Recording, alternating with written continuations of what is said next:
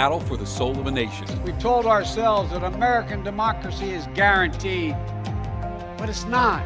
A stark warning from President Biden in front of our nation's birthplace. MAGA forces are determined to take this country backward.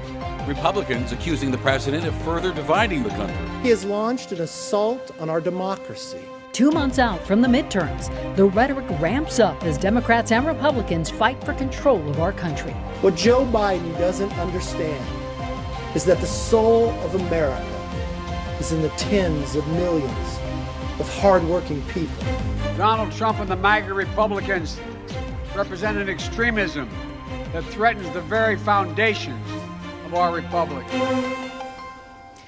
Our country is at an inflection point. That's the message from President Biden tonight, just 2 months before voters head to the polls for the midterm elections. In front of the very building where our democracy was born, the president warned of what he believes to be threats to our democracy from former President Trump and his extremist supporters. Denver 7's Jessica Porter's here tonight with an in-depth look at the president's message and what we're hearing from the top Republican on Capitol Hill. Well, and Shannon, in arguably his most fiery speech as president, Biden did not hold back, addressing the issue of extremists and white supremacy, calling out not all Republicans, but a specific group he refers to as MAGA Republicans, he says are a threat to our democracy. There is no place for political violence in America, period. None, ever. MAGA forces are determined to take this country backwards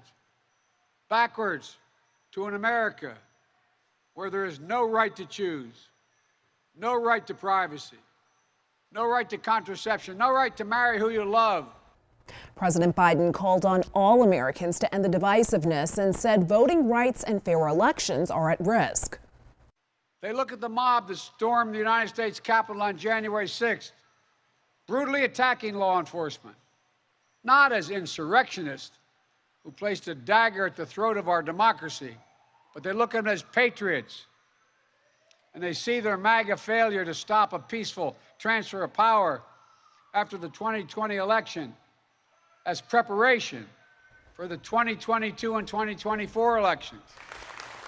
In a pre-rebuttal speech, the highest-ranking Republican House Minority Leader Kevin McCarthy called President Biden's speech divisive. McCarthy claimed Americans are worse off under Biden's policies and less safe.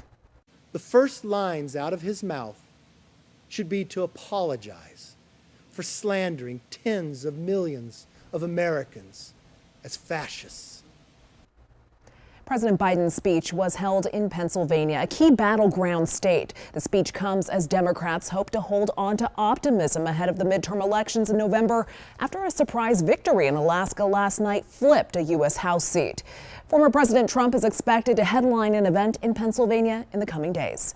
Live in the studio, Jessica Porter, Denver 7.